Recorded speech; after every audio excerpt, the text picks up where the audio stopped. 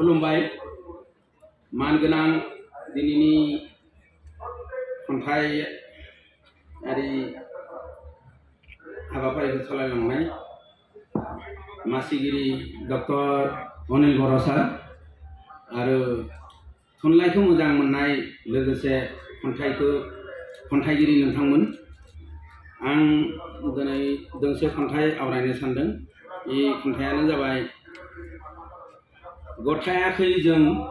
गोनांथिखौ जोंनि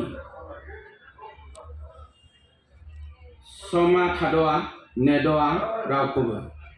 मिथियो बयबो बिनि गोरा बोलोखौ अब्लाबो नाजायो समनि फाखनजों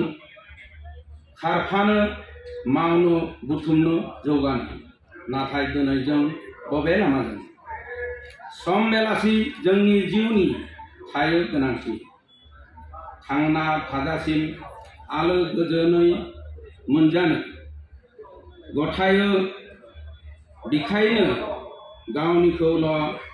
दोहोन सम्फद सोरबा नुसैबा खोमसिनि गोरलै लामाजों थुआ थुसुना अहाया जाना नांगौसो नांगौ नङा थार मोगथाङाव दिन्थिफ्लानाय मिनिनाय रंजानाय बयजोंबो गोरोबफानाय लाखोमाना थायो बिबा बिजों गोसोआव एना एनि गोरबोनि दावहाथिलियाव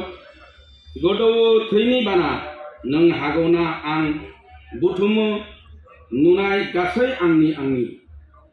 गथायाखै जों गोनांथिखौ जोंनि गथायदों सम थानायावनो आफानि मुं नंखाय बे माया संसारनि रेगे रेगां नुथाया नागारनानै आंनिखौ मावदो जोंनिखौ सहैगोन अब्लासो थि नखराव जिउनि मोनाबिलिया गोजोन्थों।